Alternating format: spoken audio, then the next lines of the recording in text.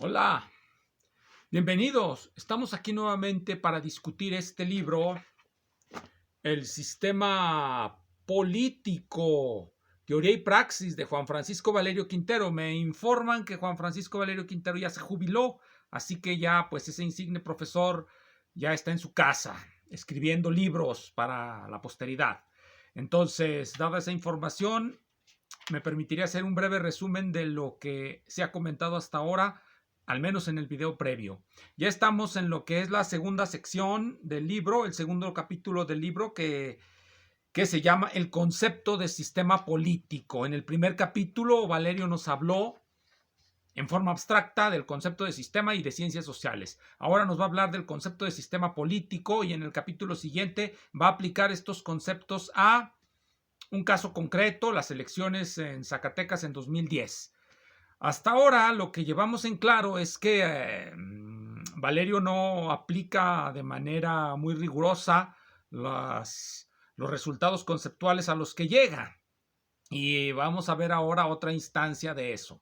Voy a resumir aquí pues el contenido de lo que dijo hasta ahora de la siguiente manera. En este capítulo, que se titula El concepto de sistema político, en el primer apartado divaga mucho sobre la mecánica cuántica y no nos explica cuál puede ser la relación, pero eso ya lo dije en la ocasión pasada. Y nos ofrece dos definiciones. La primera, que se encuentra en la página 78, es la definición de régimen político. La voy a leer directamente de él. El régimen político es, por tanto, el conjunto de principios y aspiraciones que animan y estructuran la existencia colectiva de una nación, los cuales se expresan a través de un cuerpo de normas legales cuyo impacto recae sobre las entidades o los sujetos dotados de funciones y facultades específicas para dicho efecto. Régimen político es, en consecuencia, la forma legal que asume el Estado, la cual deriva de los propósitos u objetivos sociales que éste persigue y cuyo cumplimiento es merecedor a un tiempo de reconocimiento y de exigencia política. El régimen político es, pues, un conjunto de normas. El régimen político es un conjunto de normas, de acuerdo a lo que nos dice Valerio. Esas normas lo que vienen a manifestar o lo que vienen a objetivar es el conjunto de aspiraciones, así como lo dice él, de aspiraciones, principios que animan y estructuran la existencia colectiva de una nación. Si ustedes recuerdan el libro de García Maínez, Introducción a la Filosofía del Derecho, o creo que se llama Filosofía del Derecho así simplemente, Filosofía del Derecho de Eduardo García Maínez, de los Monteros, creo, para que no me vuelvan a decir que lo cito mal. En ese libro se nos dice que la juricidad, el sistema jurídico, no es otra cosa que la manifestación objetiva de los valores de un grupo de personas, en este caso las personas que hicieron o fundaron ese sistema legal, la Constitución o lo que sea. Y eso es lo que nos viene a decir Valerio. No con esto digo que no sea original, simplemente digo que, bueno, un abogado ya habrá encontrado este tipo de definiciones antes. Él simplemente nos dice, el régimen político es, lo reitero, tiene dos partes, el conjunto de aspiraciones, una parte subjetiva y una parte objetiva. Una parte subjetiva que quién sabe dónde se manifieste, en qué sujeto se manifieste o en qué sujeto se manifieste, ya que pues todos sabemos que las constituciones son el resultado de larguísimas discusiones, de la búsqueda de un consenso, y cuando no hay consenso pues hay matanzas. Entonces pues así lo vamos a dejar. Va a ser lo que dice Valerio, un régimen político es el conjunto de principios y aspiraciones que animan y estructuran la existencia colectiva de una nación y se expresan a través de, pues, su constitución. Luego nos da otra definición, también la voy a leer. El concepto de sistema que se propone en este trabajo, es decir, el concepto de sistema que propone Valerio, recordemos que él ya nos dijo que la definición correcta de sistema, o la que para él es más útil, es aquella en la que el conjunto de elementos mantienen relaciones que producen propiedades emergentes en el sistema. Eso es lo que nos dijo. Vamos a ver ahora cómo articula esa definición que nos dio antes con lo que va a decir ahora. El concepto de sistema que se propone en este trabajo permite superar esa sutil diferencia consignada líneas arriba. A partir de reconocer el régimen como el conjunto de reglas del juego y el sistema como el espacio social en el cual se producen y reproducen las relaciones de poder.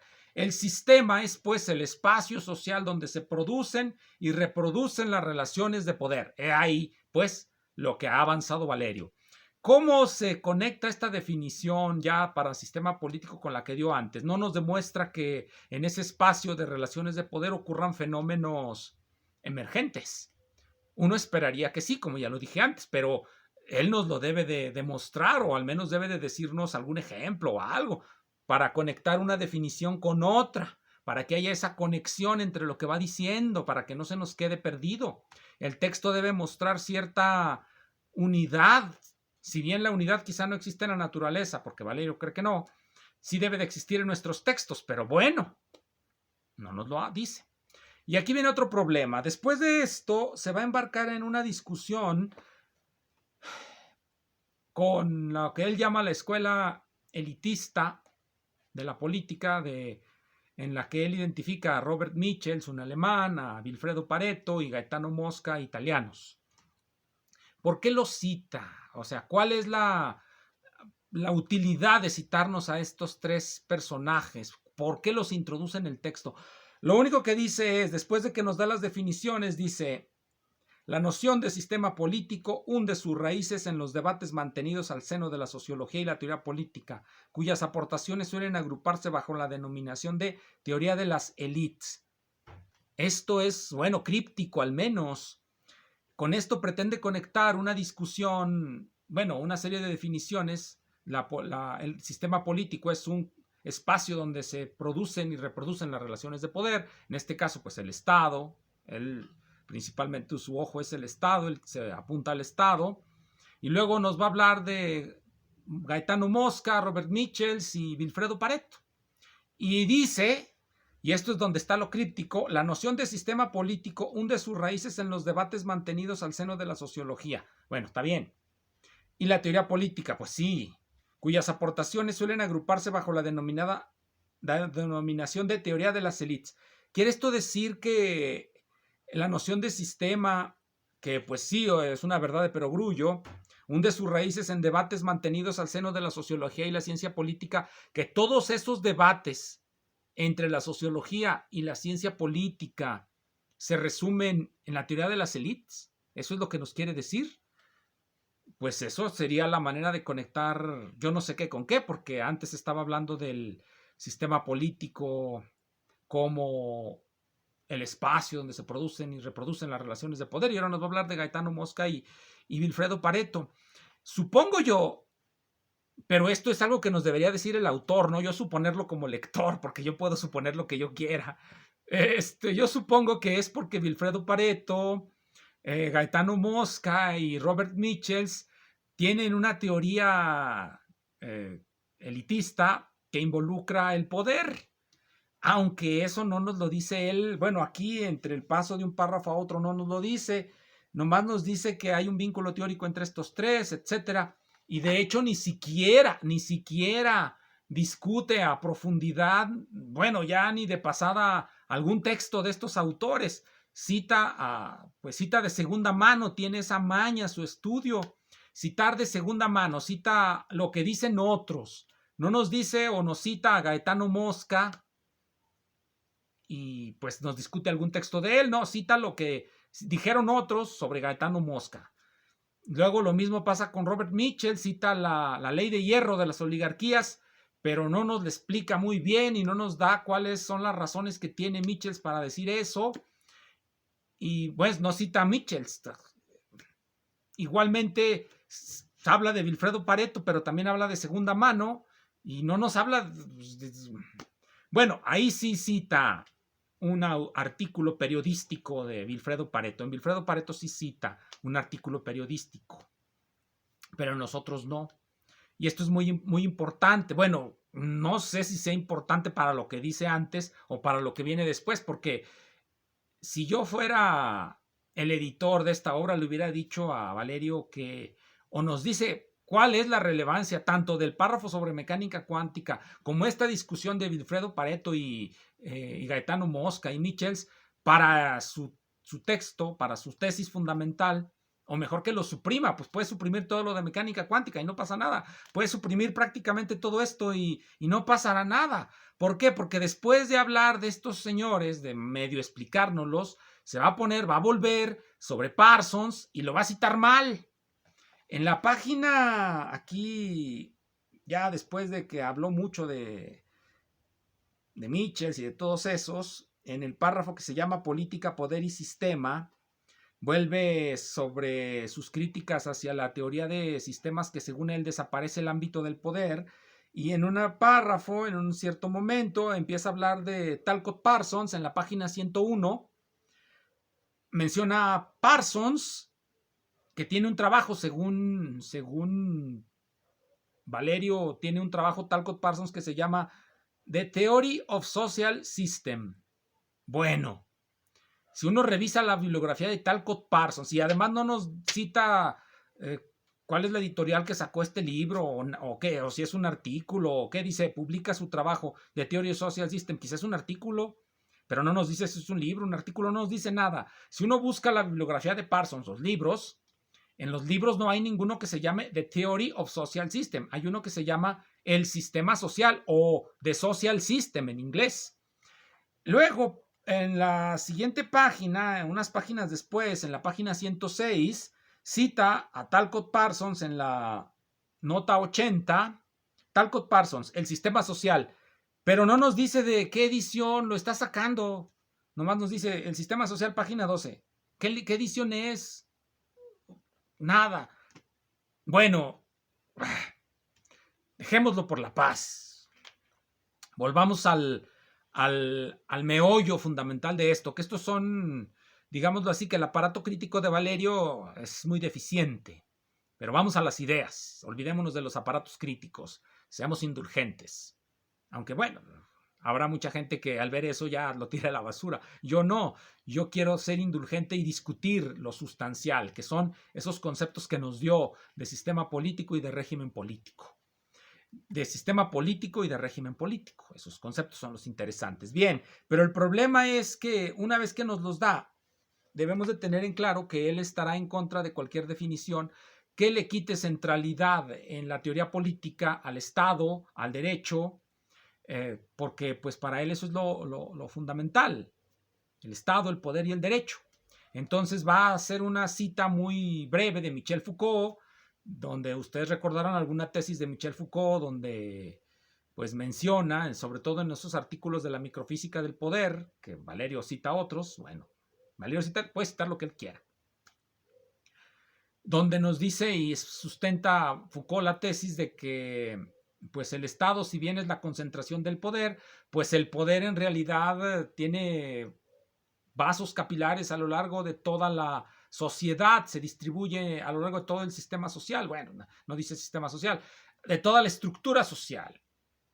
Y ya hablar de Foucault, pues es hablar de cosas muy complicadas sobre las que no quiero entrar y Valerio no entra. Valerio no entra, así que lo dejaremos a ese nivel, porque de todos modos lo que dice Foucault no es ni siquiera relevante. Lo único que le disgusta es que Foucault, cuando habla de la política, no hable del Estado. Parece que eso es lo que nos quiere decir Valerio. Su definición es, a final de cuentas, cuando él la dice de forma abstracta, el sistema social es el espacio donde se produce y reproducen las relaciones de poder, lo que quiere decir es el espacio donde están el Estado, el Estado y los partidos y pues, el poder. Eso es lo que dice el derecho, el Estado. Eso es para él lo fundamental de su definición, pero debería de habernoslo dicho pues más directo para que nos quede claro por qué él va a estar en contra de algunas tesis de Foucault y por qué nuevamente, bueno, aquí viene lo interesante del texto de Valerio, vuelve a citar a David Easton. En la primera parte ya mencioné el modelo de cajas negras de David Easton, donde Valerio dice que hay incertidumbre. Bueno, ya dije, ya intenté argumentar por qué eso es falso. Ahí a Valerio le faltó explicar más. Y ahora vuelve sobre el modelo de cajas negras de Easton y lo trata de desplegar el modelo. Y una vez que tiene el dibujo enfrente, hay un diagrama, se los voy a enseñar. El diagramita viene en la página 107.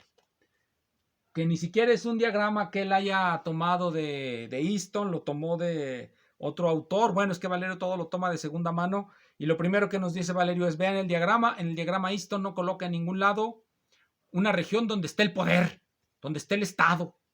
No está.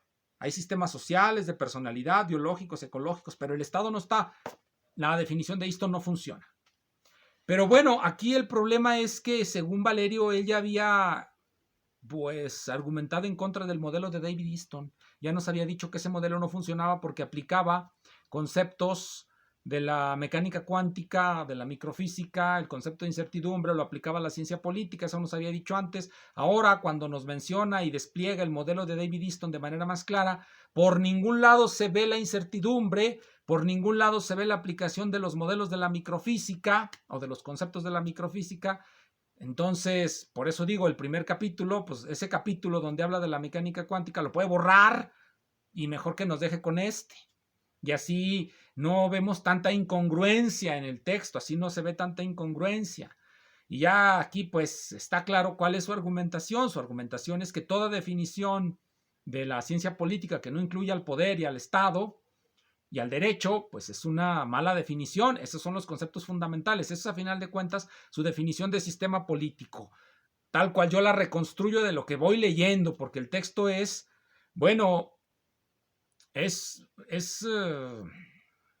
parece una colección de divagaciones que no alcanza a juntar para darnos el argumento de manera unificada, qué es lo que ilustra cada parte.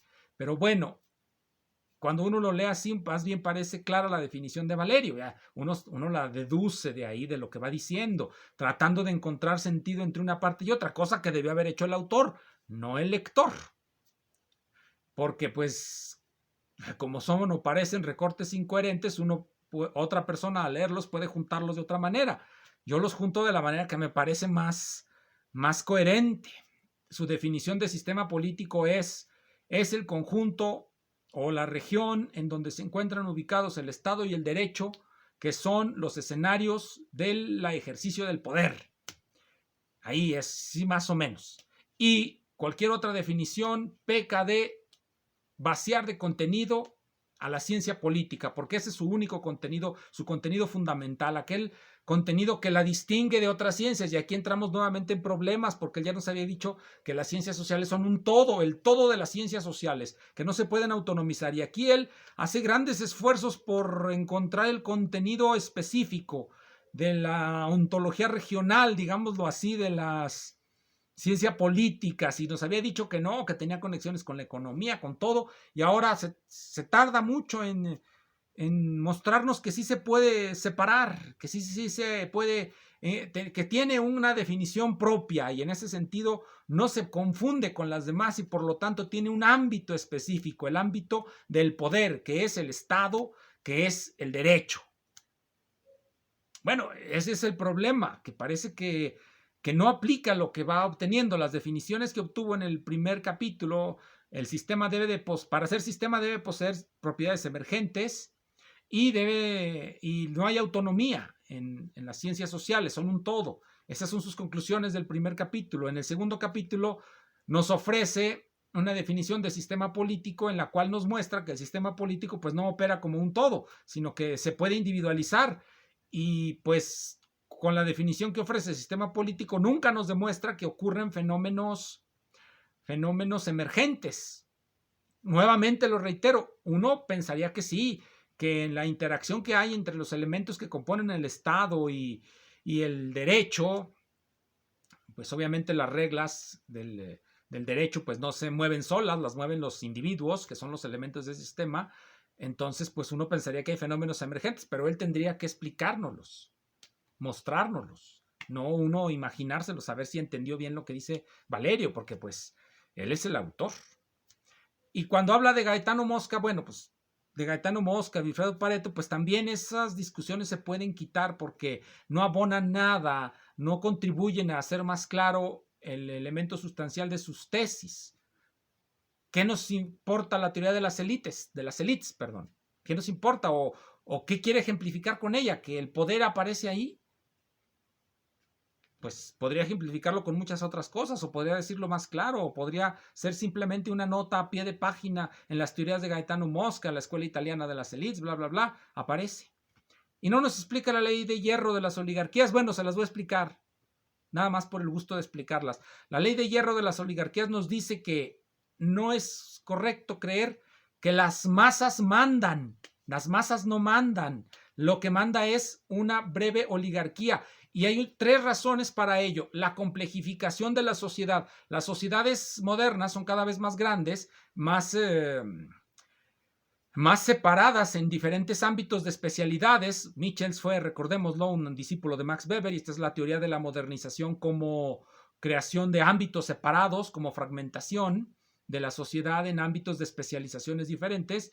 Entonces Michels nos dice que esas especializaciones impiden que las grandes mayorías realmente accedan al poder, porque el ejercicio del poder se va a volver una cosa especializada y por lo tanto solamente unas pocas personas podrán entrar en ese juego. Esa es una de las razones fundamentales de la ley de hierro de la oligarquía de Michels, pero no la explica Valeri.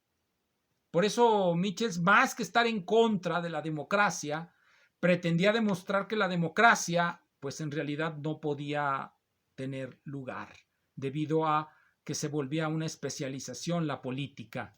Y hoy día lo estamos viendo, o no vemos siempre a los mismos políticos, y incluso cuando llegan a diputados, no son los diputados también separados entre los diputados del montón y las élites dentro que determinan todo y tiran línea y dan línea.